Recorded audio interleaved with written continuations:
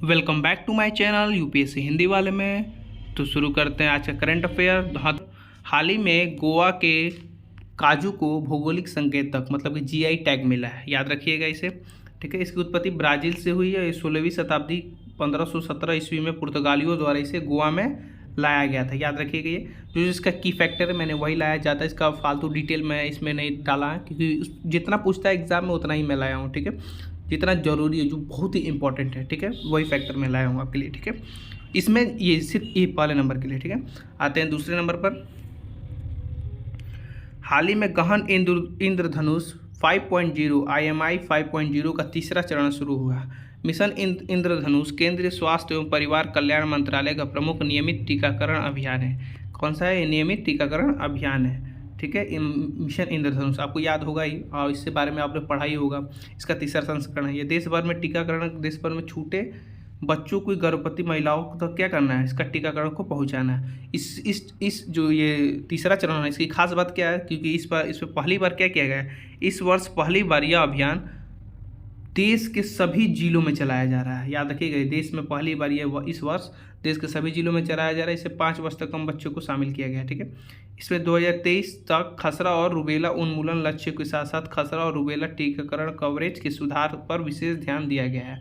याद रखिएगा, ये पूछ सकता है प्रीलिम्स में कि पहली बार ये देश में मतलब कि पहली बार देश में सारा मतलब कि अभियान चलाया गया था सभी जिलों में। तो इसमें कौन सा चरण था, तीसरा चरण था कि चौथा चरण था, इस तरह ये क्वेश्चन पूछ सकता है प्रीलिम्स में। और टॉपिक वाइज आपको पता ही होगा, 2-3 टॉपिक देकर एक टिक करना होता है कि किसमें कितने कथन सही हैं। ठीक है, तो यूपीपीसीएस और यूपीएससी की नज़र में ये इंपॉर्टेंट क्वेश्चन है। ठीक है, इसलिए मैं जो जितना फैक्टर अच्छा है, जितना अच्छे से फैक्टर हो सके उतना अच्छे से मैं ये लाता हूँ। और हाँ दोस्तों, अगर आपको इसका PDF चाहिए तो आप मेरे टेलीग्राम चैनल पर जा सकते हैं। लिंक मैंने डिस्क्रिप्शन पे दे दिया, आप वहाँ पर जाकर मेरे टेलीग्राम चैनल को ज्वाइन कर सकते हैं और ज्वाइन करके वहाँ से सारे PDF को करंट अफेयर में जुड़े जितने भी करंट अफेयर है सब पढ़ सकते हैं। ठीक है, आते हैं तीसरे नंबर पर।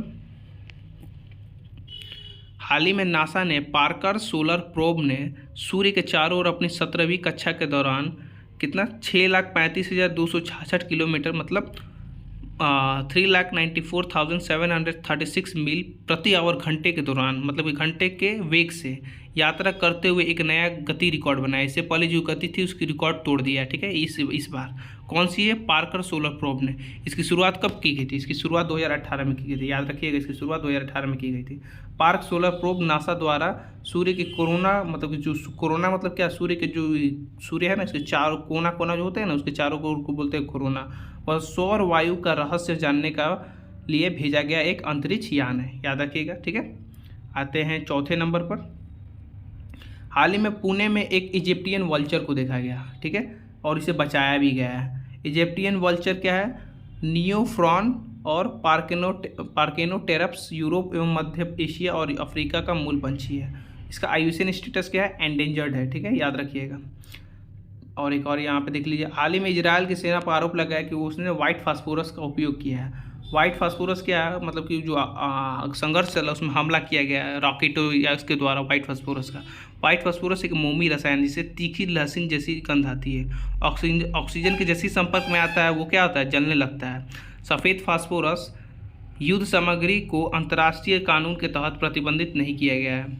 ठीक है, याद रखिएगा, ये क्वेश्चन प्रीलिम से पूछ सकता है सफ़ेद फास्फोरस के बारे में। हाल ही में रूस ने भी ये इस्तेमाल किया सफ़ेद फास्फोरस के यूक्रेन पर, तो ये पूछ सकता है युद्ध सामग्री में अंतर्राष्ट्रीय कानून के तहत जो इंटरनेशनल लॉ होता है उसमें प्रतिबंधित नहीं किया गया है। याद रखिएगा सफ़ेद फास्फोरस। इसीलिए मैं ये सारे तथ्य और फैक्टर को अच्छे से लाया हूँ जिससे आप समझ सकते हैं और याद रहेगा, तो आप प्रीलिम्स में और मेंस में अच्छे मतलब कि प्रीलिम्स में अच्छे से परफॉर्म कर सकते हैं। ठीक है, और मैं खुद प्रिपरेशन करता हूँ तो ये मैं जानता हूँ और सारे फैक्टर को अच्छे से लाता हूँ और अच्छे से मैंने और अच्छे से जितने अच्छे से हो सके उतने अच्छे से मैं लाता हूँ। मैंने 2 बार प्रीलिम्स क्लियर किया हुआ है और एक बार मेंस इंटरव्यू में मेरा नहीं हो पाया था, तो होप इस बार हो सके। ठीक है, आते हैं हम लोग 6 पर। हाल ही में तमिल लेखक शिवशंकरी को उनके 2019 के संस्मरण सूर्य वामसम के लिए सरस्वती सम्मान 2022 से सम्मानित किया गया। सरस्वती सम्मान क्या है? के बिरला फाउंडेशन द्वारा दिए जाने वाला एक साहित्य पुरस्कार है। शुरुआत 1991 में हुई थी। पहला सरस्वती सम्मान किसको दिया गया था? याद रखिएगा, जो अमिताभ बच्चन के पिताजी हैं डॉक्टर हरिवंश राय बच्चन जी को, उनकी आत्मकथा पर उन्हें दिया गया था। ठीक है, 7 अक्टूबर मतलब 7वां देखिए हम लोग, 7वां क्या है, 16 अक्टूबर को विश्व खाद्य दिवस वर्ल्ड फूड डे मनाया गया। इसकी थीम क्या है, ये पीसीएस में पूछ सकता है, याद रखिएगा। जल ही जीवन है, जल ही भोजन है, किसी को पीछे मत छोड़ो। ये यूपीएससी के प्रीलिम्स में भी पूछ सकता है, थीम दे सकता है। थीम याद रखिएगा 2023 की। इसके बारे में थोड़ा लोग जान लेते हैं। यह एसडीजी मतलब कि सस्टेनेबल डेवलपमेंट गोल 2 यानी जीरो हंगर पर बल देता है। विश्व खाद्य दिवस संयुक्त राष्ट्र खाद्य और कृषि संगठन मतलब कि FOA food and agriculture organise की स्थापना के उपलक्ष्य में क्या कहता है, मनाया जाता है। थोड़ा FAO के बारे में हम जान लेते हैं। फूड एंड एग्रीकल्चर ऑर्गेनाइजेशन, इसकी या यूएन की एक विशेष एजेंसी है। भूख पर काबू करने के लिए इसे अंतर्राष्ट्रीय प्रयासों का नेतृत्व कहा जाता है, मतलब नेतृत्व मानी जाती है। स्थापना 16 अक्टूबर 1945 में की गई थी। इसकी मुख्यालय रोम इटली में है। ठीक है, तो जो जानने वाले तथ्य था मैंने आपके लिए लाया हूँ। ठीक है, आप समझ सकते हैं, और सब कुछ अच्छे से डिटेल मैंने लाया है, जिससे आपको कोई भी परेशानी नहीं होगी। सारा का सारा करंट अफेयर मैं कवर कर दूंगा। आप करंट अफेयर पे बिल्कुल टेंशन ना लें, सारा का सारा current affair A to Z में लाऊंगा। ठीक है, आते हैं 8वें नंबर पर। हाल ही में प्रवासी पंछियों ने सर्दियों से पहले चिल्का झील स्थित नालबाना द्वीप पंछी अभयारण्य में अपनी वार्षिक यात्रा शुरू की है। कौन सी पक्षी, सर्दियों में जो चिल्का झील है ना, नालबाना द्वीप पंछी अभयारण्य में उसकी वार्षिक यात्रा शुरू हुई है। तो ये चिल्का झील क्या है, एक खारे पानी की झील है जो उड़ीसा राज्य की पूरी खुर्दा और गंजम जिलों में फैली हुई है। कहाँ पर, पूरी खुर्दा और गंजम जिले में फैली हुई है। नालबाना पंछी अभयारण्य चिल्का का मुख्य पंछी क्षेत्र है। इसे वन्य जीव संरक्षण अधिनियम 1972 के तहत पंछी अभयारण्य के रूप में अधिसूचित किया गया है। नालबाना पंछी अभयारण्य याद रखिएगा आप लोग। और हाँ दोस्तों, इन लोग को एक इसके फैक्टर मैं और बताता हूँ कि ये मौसम के प्रति प्रतिकूल होता है। जब मौसम प्रभावित होता है तो ये डूब भी जाता है, और मौसम के अनुसार जैसे कि पानी सूख जाता है तो ये नालबाना झील उभर जाता है। तो इसकी एक खास बात है। ठीक है, ये तथ्य मैंने लिखना भूल गया, मैं आप लोगों को बता दिया हूँ इससे। ठीक है, हाल ही में जर्मनी की राजधानी बर्लिन में विश्व स्वास्थ्य शिखर सम्मेलन वर्ल्ड हेल्थ समिट 2023 आयोजित किया गया। देखिए, ये हमेशा ही वर्ल्ड हेल्थ समिट कहाँ होता है, जर्मनी के बर्लिन में होता है, कहीं नहीं होता। ये जर्मनी के बर्लिन में ही होता है और कहीं नहीं होता इसका आयोजन। थीम वैश्विक स्वास्थ्य कार्रवाई के लिए एक निर्णायक वर्ष, a defining year of global health action रही है इसकी, जो मतलब थीम थी इसकी। ठीक है, प्रतिवर्ष बर्लिन में ही आयोजित होती है, मैंने आपको बता दिया। मतलब कि जो जर्मनी की बर्लिन होती है वहीं पर आयोजित होती है और कहीं नहीं होती है। पारंपरिक रूप से इसमें कौन कौन होते हैं, इसमें होते हैं जर्मनी के जो चांसलर होते हैं वो, और फ्रांसीसी राष्ट्रपति, यूरोपीय आयोग के अध्यक्ष, कौन कौन, यूरोपीय आयोग के अध्यक्ष, और हू के कौन, महानिदेशक। ठीक है, संरक्षण में आयोजित किया जाता है। ठीक, हाल ही में और देखते हैं 10वें नंबर पर। हाल ही में यूनिसेफ ने अपने पासपोर्ट टू अर्निंग, क्या पासपोर्ट टू अर्निंग जो एक कार्यक्रम है जो 10 लाख प्रमाण पत्रों को उपलब्धि के उपलक्ष्य में एक ऑनलाइन कार्यक्रम आयोजित किया गया। ऑनलाइन कार्यक्रम आयोजित किया गया UNICEF global learning to earning solution passport to earning P2E ने भारत में 10 लाख से अधिक युवाओं को वित्तीय साक्षरता, मतलब कि क्या, वित्तीय साक्षरता और डिजिटल उत्पादकता के क्षेत्रों में प्रमाणित किया है। उनका काम मतलब 10 लाख से अधिक युवाओं को, ठीक है, वित्तीय साक्षरता और डिजिटल उत्पादकता में। भारत में P2E पाठ्यक्रम लाभान्वित युवा शिक्षार्थियों में मतलब 62% किशोर लड़कियां और युवा महिलाएं हैं। ये किसके तहत हुआ है, भारत के राष्ट्रीय शिक्षा नीति 2020 के तहत P2E की मुफ्त पहुंच प्रदान किया गया है। ये पूछ सकता है किसके तहत, तो राष्ट्रीय शिक्षा नीति 2020 के तहत। ठीक है, तो प्रीलिम्स से ऐसा तथ्य आता है, आप जाने रहेंगे, आप पढ़े रहेंगे तो आपको याद रहेगा, तो आप वहाँ पर अच्छे से परफॉर्म कर सकते हैं। हाल ही में DRDO ने INS सागर ध्वनि को 2 महीने के लंबे सागर मैत्री मिशन 4 पर रवाना किया। क्या कहाँ पर, मैत्री मिशन 4 पर रवाना किया। एक याद रखिएगा, सागर मैत्री किससे संबंधित है, सागर मतलब DRDO की पहल है। ठीक है, याद रखिएगा। यह पहल सामाजिक आर्थिक पहलुओं के साथ साथ हिंद महासागर रिम, इंडियन ओरिजिन रिम के देशों के बीच समुद्री अनुसंधान और वैज्ञानिक साझेदारी को सहयोग देगी। ठीक है, और जो समुद्री टेक्नोलॉजी और वैज्ञानिक साझेदारी उसको क्या करेगी, सहयोग देगी।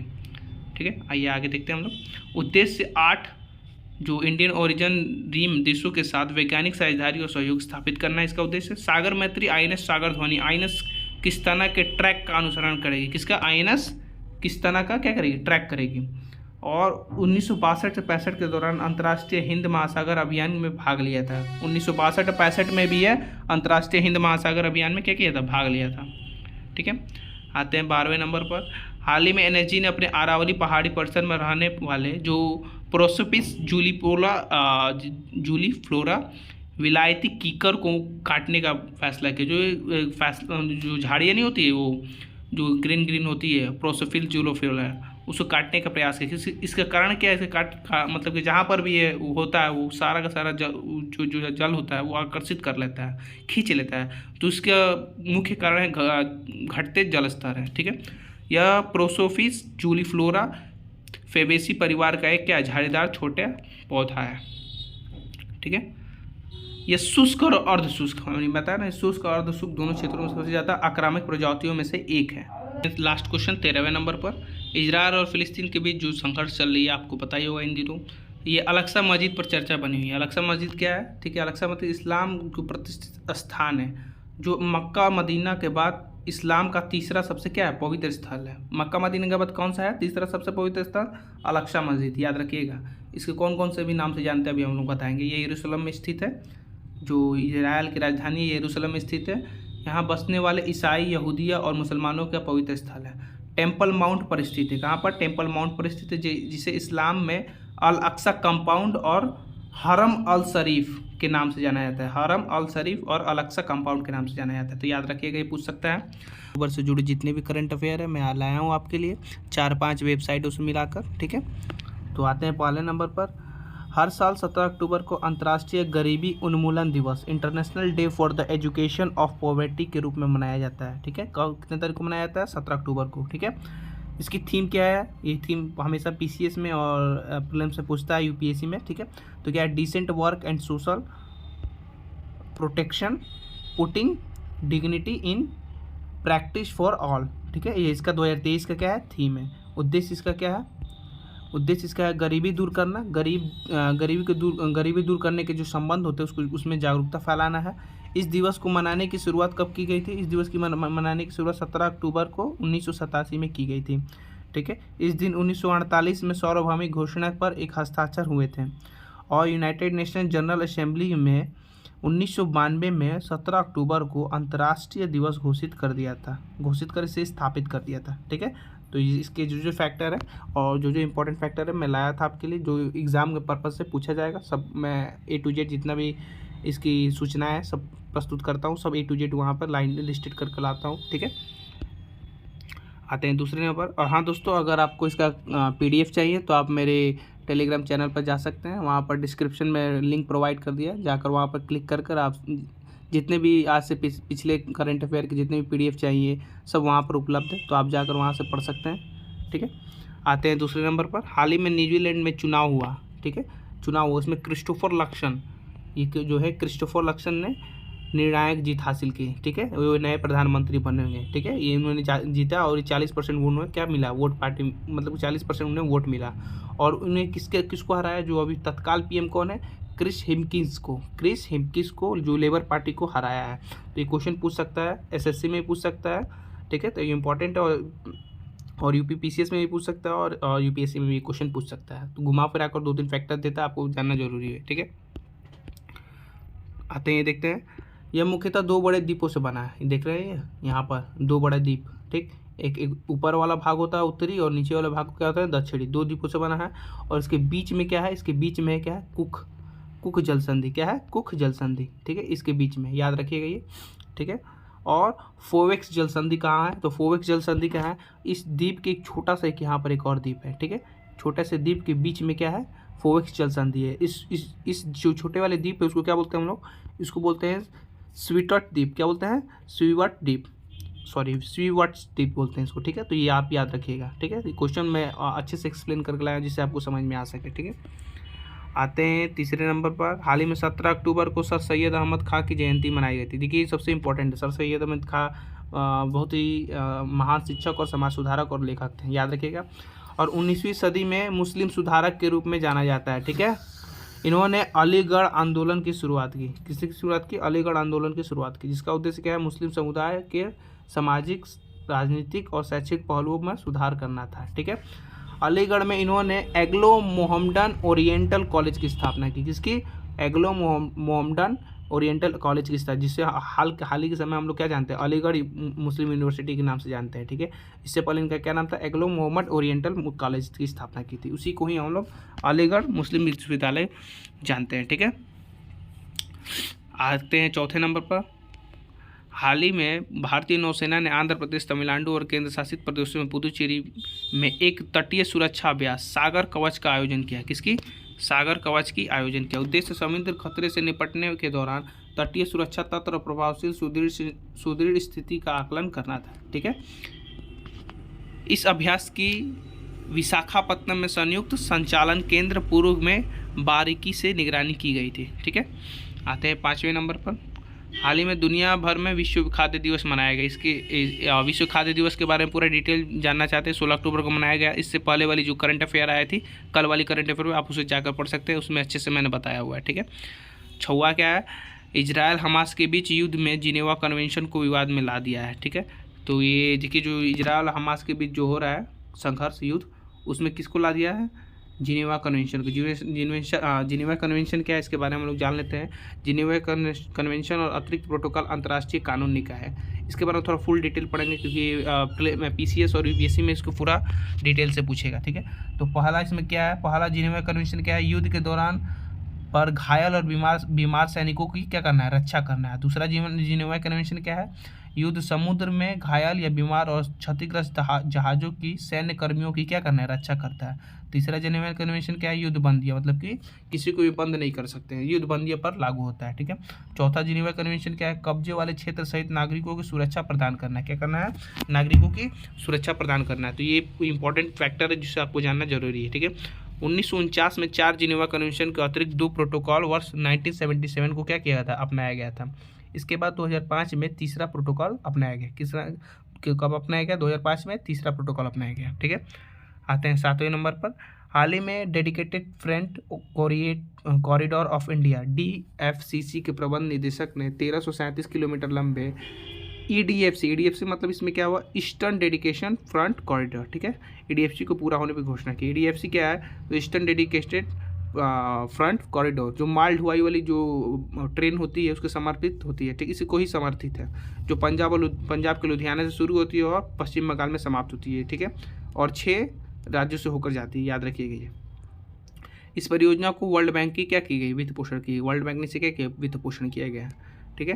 तो आठवें क्वेश्चन पर। हाल ही में भारतीय दवा नियामक केंद्रीय औषधि मानक नियंत्रण संगठन CDSCO द्वारा भारत की पहली मानवकृत CAR-T थेरेपी और नेक्सेस CAR-19 को क्या की गई? मंजूरी दी गई है। ठीक है।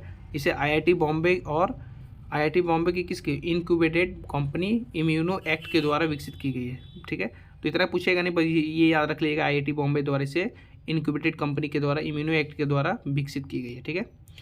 पर पूछता भी है, जानते ही आप लोग, फैक्टर को अच्छे से पढ़े रहेंगे तो लिख सकते हैं और इसे अच्छे से परफॉर्म कर सकते हैं। यह अपनी तरह पहला भारत में निर्मित उत्पाद है और उन्नत सेल जीन थेरेपी में से एक प्रमुख क्या है? प्रगति है। ठीक है। प्रमुख प्रगति है। आते हैं 9वां पर। हाल ही में मुंबई में अंतर्राष्ट्रीय ओलंपिक समिति, किसकी? मुंबई में, याद रखिएगा, मुंबई में, एक मिनट दोस्तों, मुंबई में अंतर्राष्ट्रीय ओलंपिक समिति का IOC इंडियन ओलंपिक कमीशन का 141वां सत्र आयोजित किया गया। इस सत्र 2028 में ओलंपिक में क्रिकेट को खेल के रूप में आयोजित करने का निर्णय लिया गया। याद रखिएगा, भारत 40 वर्षों में दूसरी बार IOC मतलब कि इंटरनेशनल ओलंपिक कमीशन सत्र में मेजबानी कर रहा है। पहला कब किया था? पहला 86वां, पहला ये कब हुआ था? तो पहला इंडियन ओलंपिक कमीशन 86वां सत्र 1983 में दिल्ली में आयोजित किया गया था। याद रखिएगा ये बात फैक्टर। 19 अक्टूबर से जुड़ी जितनी भी करंट अफेयर है मैं लाया हूँ आपके लिए। ठीक है। तो शुरू करते हैं पहले नंबर से। हाल ही में अंतर्राष्ट्रीय सौर गठबंधन ISA इंटरनेशनल सोलर एसोसिएशन मतलब गठबंधन की 6वीं सभा ISA असेंबली का आयोजन 30 अक्टूबर से 2 नवंबर के बीच क्या होगा? नई दिल्ली में क्या होगी? करने का ये क्या कह रहा है? प्रस्ताव किया गया है। ठीक है। 30 अक्टूबर से 2 नवंबर तक करने का ये प्रस्ताव किया गया है। ISA मतलब कि अंतर्राष्ट्रीय सौर गठबंधन में 109 सदस्य हस्ताक्षर कर देशों की क्या है? एक संगठन है। इसमें भारत और फ्रांस द्वारा क्या किया? संयुक्त रूप से 2015 में पेरिस में COP21 मतलब कॉन्फ्रेंस ऑफ पार्टीज 21 के बाद ये क्या की गई? शुरू की गई। ठीक है। कॉन्फ्रेंस ऑफ पार्टीज के बाद ये क्या की गई? शुरू की गई। यह एक अंतर सरकारी संगठन है। ठीक है। यह दुनिया भर में ऊर्जा की पहुंच और सुरक्षा के सुधार हेतु सरकारों के साथ काम करता है। वह सौर ऊर्जा को क्या करता है, बढ़ावा देने के लिए कार्य करता है। ठीक है, मुख्यालय इसका इंडिया में है और इसका मुख्यालय कहाँ है, गुरुग्राम हरियाणा में है, याद रखिएगा। भारत ISI मतलब भारत जो अंतर्राष्ट्रीय सौर गठबंधन है उसका क्या है, अध्यक्ष है। इस सभा का क्या है, अध्यक्ष है भारत। और फ्रांसीसी गणराज्य क्या है, सह अध्यक्ष है। क्या है, सह अध्यक्ष, मतलब बोलते हैं ना को चेयरमैन, और भारत क्या है, चेयरमैन है। ठीक है, आते हैं दूसरे नंबर पर। दूसरे नंबर क्या है, मतलब कि 69वें राष्ट्रीय फिल्म पुरस्कार राष्ट्रपति मुर्मू जी ने दी। ठीक है, इसमें क्या क्या है, मतलब कि बेस्ट एक्टर किसे मिला, अल्लू अर्जुन को मिला पुष्पा के लिए। और सर्वश्रेष्ठ अभिनेत्री मतलब सॉरी यहाँ पे अभिनेता हो गया, अभिनेत्री होगी। ठीक है, एक्ट्रेस आलिया भट्ट को मिला गंगूबाई काठियावाड़ी फिल्म के लिए, और कृति सेनन को मिला मिमी फिल्म के लिए। बेस्ट फीचर फिल्म कौन है, रॉकेटरी द नाभी इन फैक्ट्री, जिसमें आर माधवन ने एक्टिंग की थी, आप देखे होंगे। ठीक है, बेस्ट डायरेक्टर कौन है, निखिल महाजन, जो गोदावरी के क्या है फिल्म एक गोदावरी आई थी उसके क्या है डायरेक्टर थे, और उनको बेस्ट एक्टर डायरेक्टर मिला है। बेस्ट सपोर्टिंग एक्टर कौन है, पंकज त्रिपाठी, जो मिमी के सब किरदार निभाए थे ना, इसमें देखे थे आप, मिमी पिक्चर देखे होंगे कि कृति सेनन एक गर्भवती की मतलब कि दूसरे की बच्चे को अपने पास रखती हैं, जिसे सैरोगेसी कहते हैं हम लोग। ठीक है, आते हैं तीसरे नंबर पर। हाल ही में बिहार के रामसर साइट कांवर झील के जलस्तर में कमी का अनुभव किया गया है। कहाँ भी, कांवर झील, जानते हैं कांवर झील के बारे में, थोड़ा चर्चा में आया है। कांवर झील एशिया की सबसे बड़ी ऑक्सबो झील है। क्या है, ऑक्सबो झील, याद रखिएगा, ये प्रीलिम्स से पूछ सकता है। ठीक है, जो बिहार के बेगूसराय जिले में स्थित है। कहाँ है, बिहार की बेगूसराय जिले में स्थित है। 2020 में रामसर साइट घोषित किया गया है। कब इसको रामसर साइट घोषित किया गया, इस मतलब कि कांवर झील को, तो 2020 में से रामसर साइट घोषित किया है, और बिहार की पहली आर्द्रभूमि बनी है, याद रखिएगा, इसीलिए ये ज़्यादा इंपॉर्टेंट है। बिहार की पहली आर्द्रभूमि बन गई थी 2020 में ये। ठीक है, यह गंगा की सहायक नदी गंडक की घुमावदार होने के कारण बनी, मतलब कि ये जैसे कि यहाँ पर ब्रिज है और ये ऐसे घुमावदार ये नदी के रूप में बनी हुई थी। ठीक है, आते हैं, यह वन्य जीव संरक्षण अधिनियम 1972 के तहत अधिसूचित किया गया है। हाल ही में सुप्रीम कोर्ट ने रेरा के बारे में जानते हैं, RERA ने आदेशों को सुरक्षित रखने वाले जो घर खरीदारों के साथ जो घर खरीदते हैं उसको दिवाला और दिवालीपन संहिता IBC के तहत अन्य वित्तीय ऋणदाताओं को अलग व्यवहार नहीं किया जा सकता। कौन कहा है, सुप्रीम कोर्ट ने कहा है। ठीक है, रेरा का नाम क्या है, तो रियल इस्टेट विनियमन और विकास एक्ट 2016।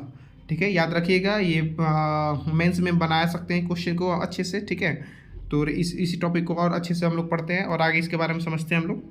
रियल इस्टेट के क्षेत्र में 2016 का ये क्या अधिनियम है, पारित किया गया था। ठीक है, अब ये भी याद रखिए, रियल इस्टेट प्रोजेक्ट को रेरा के साथ पंजीकृत करना क्या है, अनिवार्य है, मतलब कंपलसरी है। रेरा के साथ क्या करना है, उसको पंजीकृत करना ही अनिवार्य है। ठीक है, कंपलसरी है। जहाँ भूमि क्षेत्र 500 स्क्वायर मीटर से अधिक हो, जो भूमि क्षेत्र 500 स्क्वायर मीटर से अधिक हो, या अपार्टमेंट, एक होता है ना कि अपार्टमेंट है, उसमें कितनी संख्या हो, उस अपार्टमेंट पे संख्या 8 से अधिक हो, तो उसको क्या कहेगा, रेरा के साथ पंजीकृत करना अनिवार्य होगा रियल इस्टेट प्रोजेक्ट के तहत, याद रखिएगा।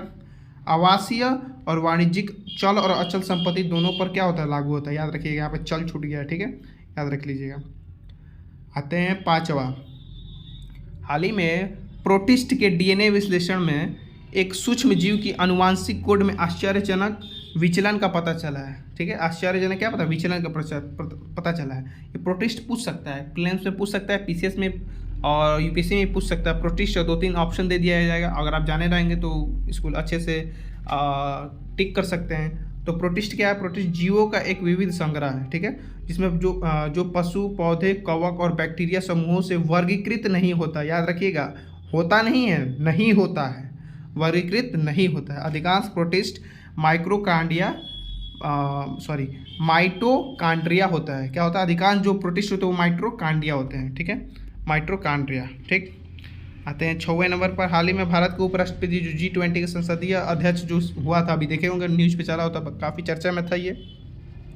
इस शिखर सम्मेलन जो P20 हुआ के मौके पर अंतर्राष्ट्रीय संसदीय संघ की अध्यक्ष किससे बात हुई, किससे, भारत के उपराष्ट्रपति के से। ठीक है, तो अंतर्राष्ट्रीय संसदीय संघ IPU इंटरनेशनल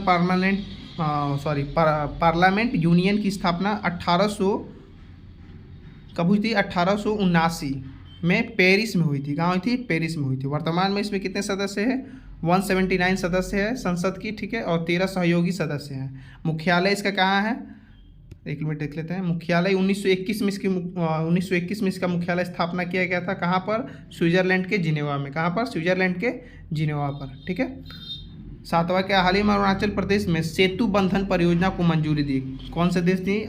कौन से प्रदेश ने दिया? अरुणाचल प्रदेश ने। तो सेतु बंधन क्या है? ये सेतु बंधन मंजूरी, सेतु बंधन केंद्रीय परिवहन और राजमार्ग मंत्रालय द्वारा शुरू एक कार्यक्रम है। इसका उद्देश्य क्या होता है? जैसे सड़कों को बनाना, रेल ब्रिज और rail over bridge, ROBS, rail under bridge, अन्य पुलों का क्या करता है? निर्माण करता है, ठीक है।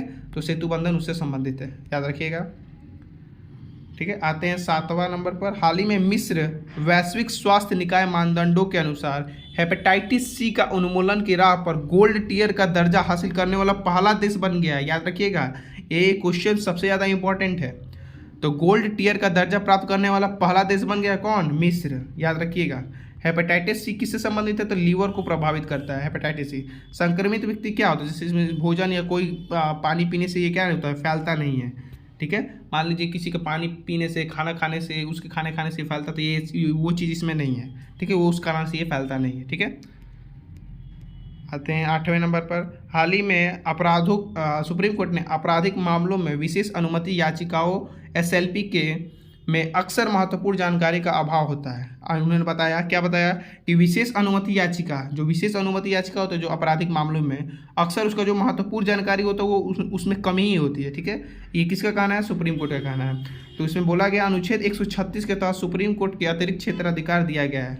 क्या? सुप्रीम कोर्ट को एक क्या दिया गया? अतिरिक्त क्षेत्राधिकार दिया गया, ठीक है। इस अनुच्छेद के आधार पर सुप्रीम कोर्ट किसी भी अदालत या न्यायाधिकरण द्वारा पारित या किए गए किसी भी निर्णय, सजा या आदेश के खिलाफ अपील करने के लिए विशेष अनुमति दे सकती है। देखिए, अपील करने के लिए क्या दे सकती है? विशेष अनुमति दे सकती है। क्यों दे सकती है? कि मैंने अभी बताया आपको, क्योंकि उसमें कुछ जानकारी का अभाव होता है, ठीक है। इसमें बताया गया महत्वपूर्ण जो इंपॉर्टेंट जानकारी होती है उसमें उसको अभाव होता है, ठीक है। अपील करने की विशेष अनुमति दे सकती है। अब यहाँ पे एक और देख लेते हैं। कोई भी पीड़ित पक्ष, जैसे कोई भी पीड़ित पक्ष है, मतलब पक्ष है, जो न्यायालय में अपील के लिए प्रमाण पत्र देने से इनकार करने के फैसला या आदेश के खिलाफ विशेष अनुमति याचिका दायर कर सकता है। अक्टूबर से जुड़ी जितनी भी करंट अफेयर है मैं लाया हूँ आपके लिए। और हाँ दोस्तों, वीडियो को शुरू करने से पहले मैं आप लोगों को बता दूँ, अगर आपको इसका PDF चाहिए तो लिंक डिस्क्रिप्शन में है, जाकर आप वहाँ पर लिंक पर क्लिक कीजिए और मेरे टेलीग्राम चैनल पर आपको सारे के सारे करंट अफेयर PDF में मिल जाएंगे, आप वहाँ से भी पढ़ सकते हैं, ठीक है। तो शुरू करते हैं हम पहले नंबर से। हाल ही में भारत के मुख्य न्यायाधीश ने चुनावी बॉन्ड की वैधता, मतलब कि जो वैलिडिटी है, को चुनौती देने वाली जो याचिका है उसको 5 न्यायाधीशों की पीठ के पास भेज दिया है। जो 5 न्यायाधीशों की बेंच होती है ना, वहाँ पर भेज दिया है। जनप्रतिनिधित्व अधिनियम 1951 के में चुनावी बॉन्ड और प्रयोजन से संबंधित विभिन्न प्रावधान शामिल हैं, ठीक है। तो ये क्वेश्चन पूछ भी सकता है और इसकी वैलिडिटी पूछा भी है एक बार PCS में, ठीक है। तो प्रत्येक राजनीतिक दल के लिए किसी भी व्यक्ति कंपनी से प्राप्त जो 20,000 से अधिक की जो दान मिलता है, जो इलेक्ट्रॉनिक बॉन्ड के रूप में मिलता है, उसको क्या करना होगा? अनिवार्य है। मतलब इसको जो रिपोर्ट देना होगा वो क्या करना है? अनिवार्य है। जो रिपोर्ट देना है उसके बारे में अनिवार्य कर दिया राजनीतिक दल के बारे में। आइए थोड़ा चुनावी बॉन्ड के बारे में हम लोग जान लेते हैं, ठीक है। इलेक्ट्रॉल बॉन्ड के बारे में, ये राजनीतिक दलों को क्या देता है? दान के रूप में वित्तीय साधन है। मतलब नहीं बोलते हैं कि चंदा देना या किसी पार्टी को फंड प्रोवाइड करना। तो चुनावी बॉन्ड क्या है? मतलब कि इलेक्ट्रॉल बॉन्ड है। ये सिर्फ और सिर्फ SBI द्वारा ही जारी किया जाता है, याद रखिएगा। ये क्वेश्चन बहुत इंपॉर्टेंट है। SBI द्वारा ही जारी किया, स्टेट बैंक ऑफ इंडिया द्वारा ही जारी किया जाता है, इसी के अंतर्गत अधिकृत है ये, ठीक है, याद रखिएगा। ये इसके अंतर्गत कितने रुपए का बॉन्ड जारी किया जाता है? तो ये 1,000 की बॉन्ड होती है, 10,000 की बॉन्ड होती है, 1 लाख की बॉन्ड होती है, 10 लाख की बॉन्ड होती है, और मैक्सिमम कितनी? 1 करोड़ रुपये तक की बॉन्ड जारी किए जाते हैं। मतलब कि आप रुपये दीजिएगा तो वो बॉन्ड के रूप में दीजिएगा, जिससे आप उसे चुनावी दल को क्या कर पाएंगे? सपोर्ट कर पाएंगे उसके रूप में, ठीक है। ये इंपॉर्टेंट है। बॉन्ड के रूप में ही फंड प्रोवाइड किया जाता है, ठीक है। बॉन्ड जारी होने के जो तारीख होते हैं वो 15 दिनों के लिए वैध होते हैं। कितने दिनों के लिए वैध होते हैं? 15 दिनों के लिए वैलिड होते हैं। भारत किसी भी नागरिक द्वारा इस बॉन्ड को खरीदा जा सकता है। आप भी चले जाइएगा अपने नज़दीकी जो SBI बैंक है वहाँ पर आप बॉन्ड लीजिएगा, 1,000 की बॉन्ड मिल जाएगी, 2,000 की बॉन्ड मिल जाएगी। आप किसी भी पार्टी को सपोर्ट कर सकते हैं। मतलब कि क्या, भारत किसी भी नागरिक द्वारा इस बॉन्ड को क्या किया जा सकता है? खरीदा जा सकता है और किसी भी पार्टी को फंड के रूप में प्रोवाइड करा जा सकता है। तो ये मैंने लाया, बहुत ही इंपॉर्टेंट फैक्ट है। आप इसे ज़रूर पढ़िएगा और इसको ज़रूर से ज़रूर आप अपने नोट्स बना रहे हैं तो उसमें ज़रूर लिखिएगा, क्योंकि ये अधिकतर मैक्सिमम कई जगह प्रीलिम्स में पूछा है और कई जगह एसएससी के एग्ज़ाम में भी ये कुछ आया हुआ है ऐसा क्वेश्चन इलेक्टोरल बॉन्ड के रूप में, ठीक है। तो यह बॉन्ड जनवरी, अप्रैल, जुलाई और अक्टूबर के महीने में 10 दिनों की अवधि के लिए क्या है, खरीदने के लिए उपलब्ध होता है, जिसे केंद्र सरकार द्वारा अधिकृत किया जाता है, ठीक है। तो ये याद रखिएगा आप, ठीक। जितने भी टोटल फैक्टर थे चुनावी बॉन्ड के रूप में मैंने आपके लिए लाया, ठीक है। ये बहुत इंपॉर्टेंट फैक्ट था जिसे आप में लाना जरूरी था, और उसको जो जितना हो सके, जितना तथ्य हो, जितना महत्वपूर्ण तथ्य था मैं सबको सब लाता हूँ, ठीक है। A to Z कोई भी तथ्य मिस नहीं करता हूँ, क्योंकि मैं खुद प्रिपरेशन करता हूँ यूपीएससी की, और मैं ये बात को जानता हूँ क्योंकि मेरा मेंस भी इस चीज़ को क्लियर में लाया हुआ था, मैंने मेंस भी क्लियर किया हुआ था, मेरा इंटरव्यू में नहीं हो पाया था कुछ नंबर मार्जिन की वजह से, ठीक है। आते हैं दूसरे नंबर पर। हाल ही में हर साल 20 अक्टूबर को विश्व सांख्यिकी दिवस, वर्ल्ड स्टैटिक डे मनाया जाता है, ठीक है। 20 अक्टूबर को क्या मनाया जाता है, विश्व सांख्यिकी दिवस मनाया जाता है। उद्देश्य समाज के दिन प्रतिदिन के विकास के डेटा और सांख्यिकी के महत्वपूर्ण उजागर करना है। मतलब जो सांख्यिकी और डेटा होता है उसको क्या हो, जो उसको महत्व हो उसको उजागर करना होता है। जितना भी डेटा वो कलेक्शन होता है उसको डेटा को जो क्या करना होता है, मतलब कि उजागर करना होता है, डेटा को एनालाइज किया जाता है इसमें, ठीक है, स्टैटिक रूप में। फरवरी 2010 में 41वें सत्र में यूनाइटेड नेशन स्टैटिक कमीशन ने 20 अक्टूबर को 2010 को विश्व सांख्यिकी दिवस के रूप में क्या की थी, मनाने के प्रस्ताव रखा था। कब रखा था, 2010 में, ठीक है। तो यूनाइटेड नेशन की जो स्टैटिक कमीशन थी वो 20 अक्टूबर 2010 को विश्व सांख्यिकी के रूप में मनाने का प्रस्ताव रखा था। आते हैं तीसरे नंबर पर। ब्राज़ील में सूखे चलते जो सूखा हो रहा है, अमेजन नदी सूख रही है, जो 100 साल से अधिक वर्षों के सबसे निचले स्तर पर है, ठीक है, आ गई है। विश्व की सबसे बड़ी नदी नील नदी के बाद दूसरी नदी कौन सी है, अमेजन नदी, याद रखिएगा। इसकी यात्रा एडीज पर्वत से शुरू होती है, ठीक है, किसकी, अमेजन नदी की, ठीक। चौथा है, हाल ही में मणिपुर वन विभाग के राज्य में तमेंगलोंग जिले में अमूर फाल्कन की पहली गणना करने का निर्णय लिया गया। अमूर फाल्कन यूपीपीसीएस में पूछा हुआ है अमूर फाल्कन के बारे में, ना हो तो आप जाके 2016 का पेपर आप देख सकते हैं। 18 में भी इसके बारे में कुछ तथ्य पूछा था, आयुष्मान स्टेटस के बारे में, तो ये इंपॉर्टेंट फैक्टर है, ठीक है। अमूर फाल्कन बाज परिवार में सबसे लंबी यात्रा करने वाला छोटा रैप्टर मतलब क्या होता है कि जो मांस और किसी दूसरे पक्षी को क्या करते हैं, दूसरे पक्षी को हमला कर उसको अपना भोजन बनाते हैं, उसको रैप्टर कहते हैं, ठीक है।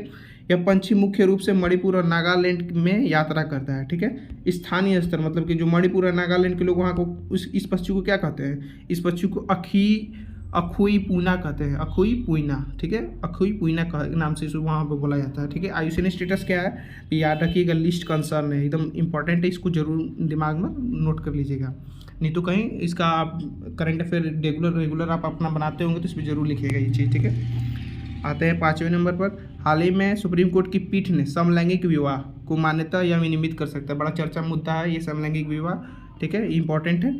तो पहले समलैंगिक विवाह क्या मतलब, आईपीसी 1860 की धारा जो 377 की धारा थी, धारा 377, उसमें क्या प्रावधान, जो कोई भी स्वेच्छा से किसी भी पुरुष या स्त्री जानवर के साथ प्राकृतिक आदेश के खिलाफ शारीरिक संबंध बनाता है उसे दंडित किया जाएगा, इसमें वो प्रावधान था, ठीक है।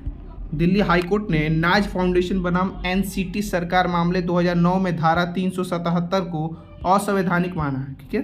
क्या माना, धारा 377 को क्या माना, असंवैधानिक, इनकॉन्स्टिट्यूशनल माना, क्योंकि अनुच्छेद 14, 15 और अनुच्छेद 21 का क्या करती थी, उल्लंघन करती थी, इस वजह से क्या माना, इसको असंवैधानिक रूप से माना है, ठीक है। अब हाल ही में ये क्या इम्पोर्टेंट कौन सा तथ्य रख लिया, नवजोत सिंह जौहर बनाम भारत संघ मामले 2018 की है, जिसमें सुप्रीम कोर्ट ने फैसला सुनाया क्या, धारा 377 क्या है, असंवैधानिक है। तो याद रखिएगा, ये क्या है, नवतेज सिंह, क्या है, नवतेज सिंह जौहर बनाम भारत संघ 2018 के मामले में 377 को क्या कहा, असंवैधानिक बताया था। तो इसे याद रखिएगा, नवजोत सिंह बनाम भारत संघ, एसएससी में भी पूछेगा, यूपीएससी में भी पूछेगा और स्टेट पीसीएस में भी पूछेगा, तो ये ज़्यादा इंपॉर्टेंट है, ठीक है।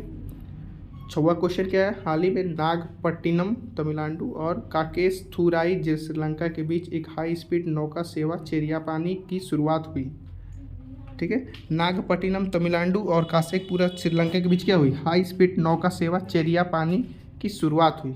चेरियापानी क्या है, तो अगर ये पूछ दे कि 40 सालों बाद कौन सी सेवा शुरू हुई, तो ये घबराइएगा मत, ये 4 दशक या 40 साल बाद ये क्वेश्चन पूछ सकता है। तो इंपॉर्टेंट है, प्रीलिम्स में भी पूछेगा और पीसीएस में भी पूछ सकता है, तो इंपॉर्टेंट है, 4 दशक 40 साल भी क्वेश्चन में मार्क कर देगा, या 4 दशक के बाद भी ये पहली बार, मतलब ये 40 साल बाद ये सेवा शुरू की गई। किसके बीच?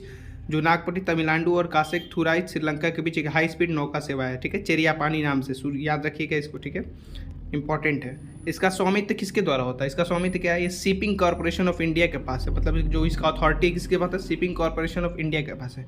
इसमें 14 सदस्यीय चालक हैं, जो चलाने वाले कितने हैं? 14 सदस्य। इसमें सबसे अधिक कैपेसिटी इसमें कितनी है? 150 लोगों की, याद रखिएगा, ये मिसिंग हो गया था। इसकी कैपेसिटी कितनी है? 150 लोग वहाँ पर उसकी कैपेसिटी है, उससे मतलब उस नाव का, यहाँ उस नाव का सेवा की, ठीक है। इसकी दैनिक सेवा अक्टूबर के अंत तक जारी रहेगी, मतलब जो इसकी दैनिक सेवा होगी अक्टूबर के अंत से इसकी शुरुआत होगी। किसकी होगी? अक्टूबर के अंत तक इसकी शुरुआत होगी, ठीक है। 7वां, हाल ही में झारखंड के पूर्व सीएम रघुवर दास, झारखंड के कौन सीएम? झारखंड के पूर्व सीएम को ओडिशा का व तेलंगाना नेता इंद्रसेना रेड्डी नल्लू को, मतलब इंद्रसेना रेड्डी नल्लू को त्रिपुरा का राज्यपाल नियुक्त किया गया, ठीक है। झारखंड के सीएम जो रघुवर दास थे उनको ओडिशा का, और तेलंगाना नेता इंद्रसेना रेड्डी को त्रिपुरा का क्या? राज्यपाल नियुक्त किया गया, ठीक है। तो इंपॉर्टेंट है। थोड़ा राज्यपाल के बारे में हम लोग जान लेते हैं। राज्यपाल राज्य का कानूनी प्रमुख होता है, जैसे कि भारत का कानूनी प्रमुख हो रहे तो राष्ट्रपति है, उसी तरह एक राज्य का कानूनी प्रमुख कौन है? राज्यपाल है, ठीक है। अनुच्छेद 153 के तहत हर एक राज्य में एक राज्यपाल का प्रावधान किया गया है, ठीक है। एक और बात याद रख लीजिए कि एक व्यक्ति 2 या 2 से अधिक राज्यों का राज्यपाल नियुक्त किया जा सकता है, मतलब एक व्यक्ति है जो, जैसे कोई व्यक्ति हो जो एक राज्यपाल हो, 2 राज्यों का राज्यपाल या उससे अधिक राज्यों का राज्यपाल हो सकता है, ठीक है। इसमें प्रावधान किया गया है, ठीक है। 8वां आते हैं, हाल ही में जारी ग्लोबल रिमोट वर्क इंडेक्स के अनुसार दूरस्थ कार्य के लिए भारत 108 देशों में 64वें स्थान पर है। कितने स्थान पर है? 108 देशों में 64वें स्थान पर है। इस वर्ष की तुलना में 15 स्थानों की महत्वपूर्ण गिरावट आई है, मतलब कि इस वर्ष पिछले वर्ष की जो तुलना थी इसमें कितनी गिरावट हुई? 15 स्थानों की, ठीक है। यह इंडेक्स साइबर सुरक्षा फर्म नार्डलेयर द्वारा प्रकाशित किए जाते हैं। थोड़ा इंपॉर्टेंट है, इसको याद रख लीजिए। साइबर सुरक्षा फर्म नार्डलेयर द्वारा इसको क्या किया जाती है? प्रकाशित किया जाती है। जैसे कि ग्लोबल हंगर इंडेक्स को किसके द्वारा प्रकाशित किया जाता है? वेल्थगर हिल्फ द्वारा, और किसके द्वारा प्रकाशित किया जाता है? वेल्थगर हिल्फ द्वारा प्रकाशित किया जाता है। 2 लोग हैं उनमें, उनके द्वारा प्रकाशित। इसी तरह यहाँ पर है, ठीक है। और इसको थोड़ा डाटा लाया हूँ जिससे आपको मेंस में मदद हो सके, ठीक है। तो ये डाटा अगर आपके पास, आपके सूचना आपके दिमाग में रहेगा तो इस डाटा को आप एक कीवर्ड के रूप में वहाँ पर क्या कर सकते हैं? पुट कर सकते हैं, रख सकते हैं, ठीक है।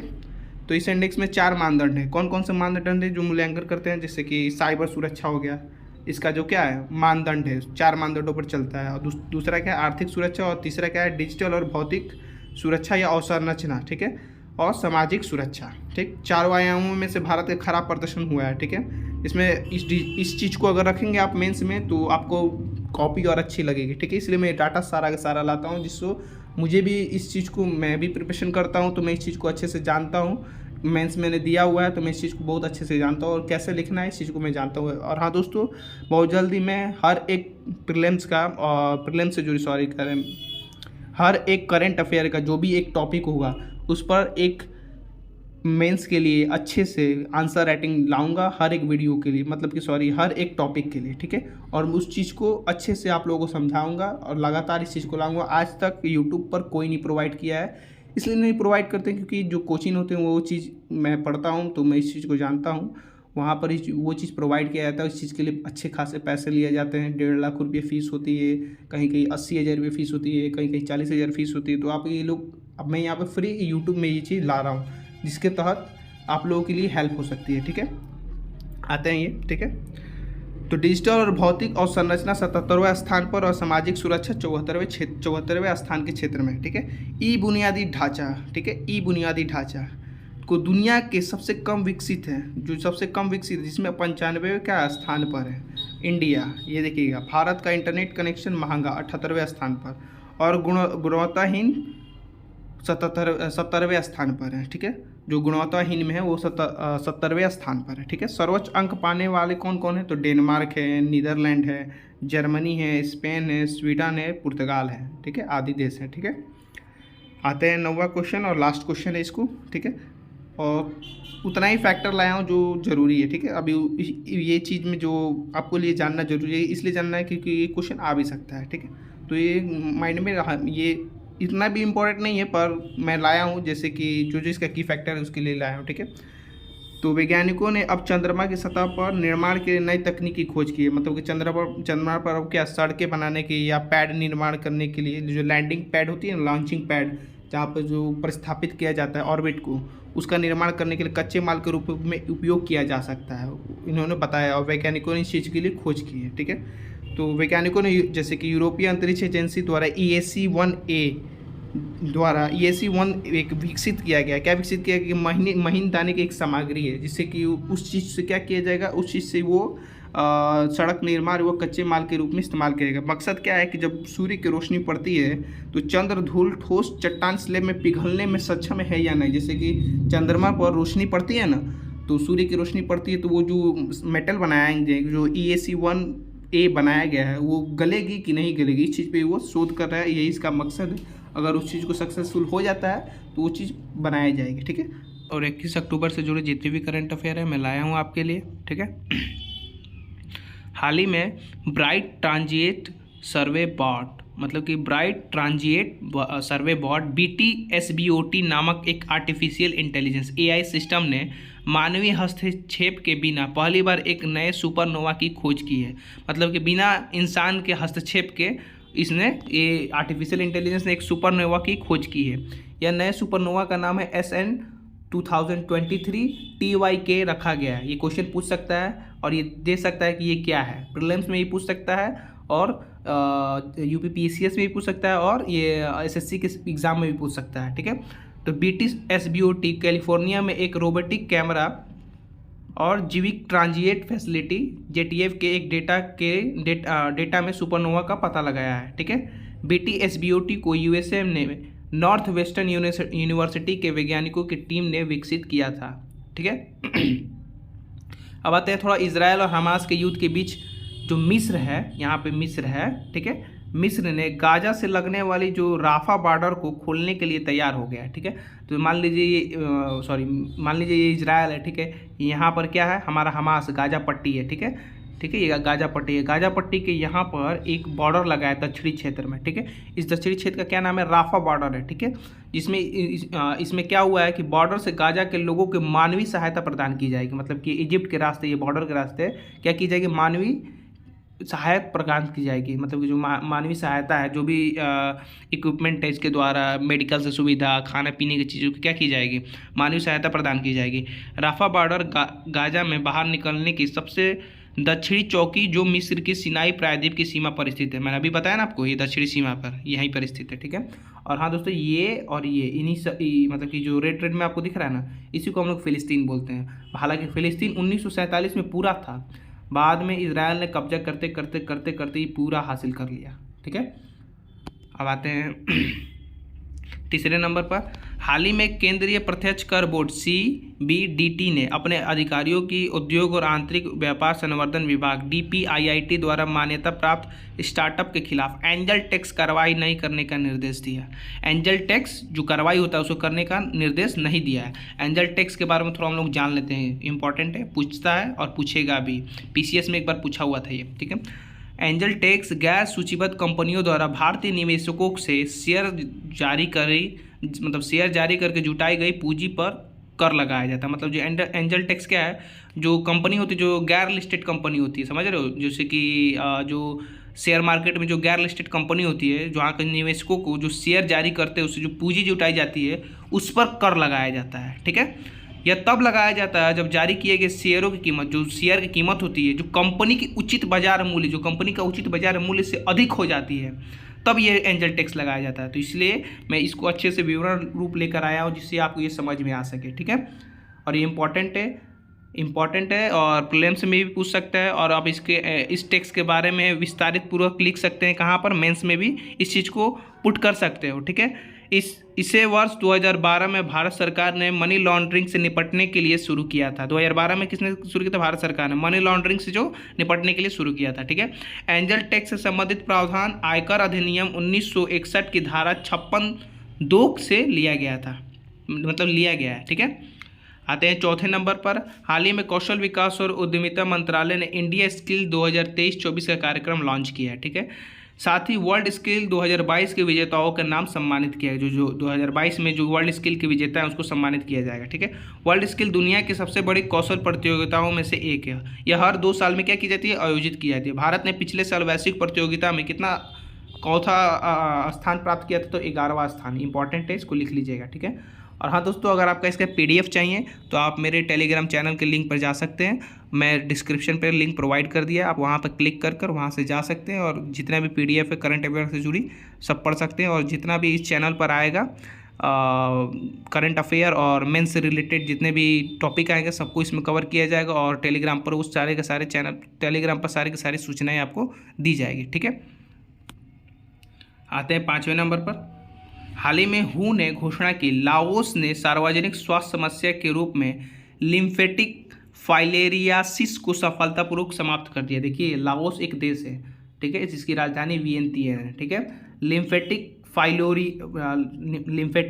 फाइलेरियासिस को सफलतापूर्वक समाप्त कर दिया। ये इंपॉर्टेंट है, ये पूछ सकता है कि लिम्फेटिक फाइलेरियासिस को सफलतापूर्वक हाल ही में कौन सी देश ने समाप्त किया और पहला देश समाप्त करने वाला कौन सा है। तो ये पूछ सकता है, ये पूछेगा भी, SSC में भी पूछ सकता है, PCS में भी पूछेगा और UPSC में भी पूछ सकता है। तो ये इंपॉर्टेंट है लिम्फेटिक फाइलेरियासिस के बारे में, ठीक है।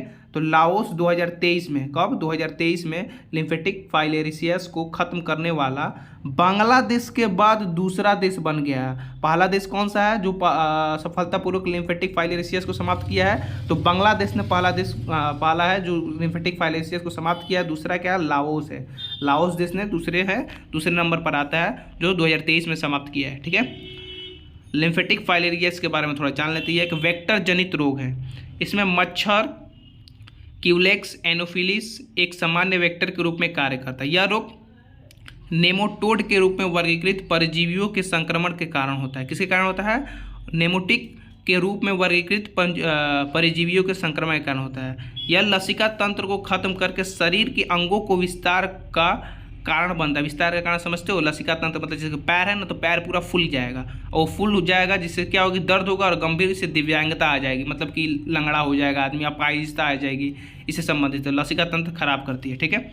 आते हैं 6वें नंबर पर। हाल ही में आर्थिक मामलों के कैबिनेट समिति ने लद्दाख में लगभग 20,000 करोड़ की 13 gigawatt green energy corridor project को मंजूरी दी है। उद्देश्य इसका क्या है, सिंपल से है। जब ये ग्रीन प्रोजेक्ट है, ग्रीन एनर्जी कॉरिडोर प्रोजेक्ट है, तो पवन, सौर और पन बिजली आदि जैसे नवीनकरणीय ऊर्जा स्रोतों से उत्पन्न बिजली को भारत को पारंपरिक राष्ट्रीय ग्रिड के साथ डिक्रेनाइज करना है इसमें, ठीक है। ये इसका उद्देश्य है, ठीक है। ज़्यादा इसमें मैं लिखा नहीं हूँ, तामझाम नहीं किया हूँ, ठीक है। जो इसका की फैक्टर है, जितना इंपॉर्टेंट है मैं वही लाया हूँ आपके लिए, ठीक है। आते हैं 7वें नंबर पर। हाल ही में केंद्रीय मंत्री नितिन गडकरी ने, ये इंपॉर्टेंट इसलिए है, ये मैं लिखता नहीं पर ये इंपॉर्टेंट इसलिए क्योंकि पंजाब के अमृतसर जिले में अटारी में देश का, मतलब कि भारत के देश का सबसे ऊंचा फ्लैग, मतलब सबसे ऊंचे फीट 418 फीट पर राष्ट्रीय ध्वज फहराया गया है। सबसे ऊंचे उसका उद्घाटन किया, मतलब कि अभी तक का सबसे ऊंचा है 418 फीट, ठीक है। इसलिए मैंने लिखा। कौन सी मंत्री ने किया, तो नितिन गडकरी ने, ठीक है। ये पंजाब के अमृतसर के अटारी जिले में, इसीलिए मैं ये लाया हूँ, ठीक है। और लंबाई क्या होती है इसका, अनुपात 3:2 होता है, ठीक है, इसकी अनुपात झंडे का, ठीक है। हाल ही में नेपाल और भारत में प्रस्तावित सप्तकोशी बांध उच्च की ऊंचाई कम करने पर सहमत हुए हैं। मतलब कि जो नेपाल और भारत की जो भारत द्वारा प्रस्तावित सप्तकोशी बांध है उसकी ऊंचाई को कम करने के लिए सहमत है, क्योंकि आमतौर पर वहाँ पर बाढ़ की समस्या आती रहती है। इससे संबंधित ही उन्होंने भारत ने प्रस्ताव किया है, ठीक है। तो सप्तकोशी उच्च बांध नेपाल के सप्तकोशी नदी और भारत की कोसी नदी के रूप में हम लोग जानते हैं, ठीक है। प्रस्ताव एक बहुउद्देशीय परियोजना है, ठीक है।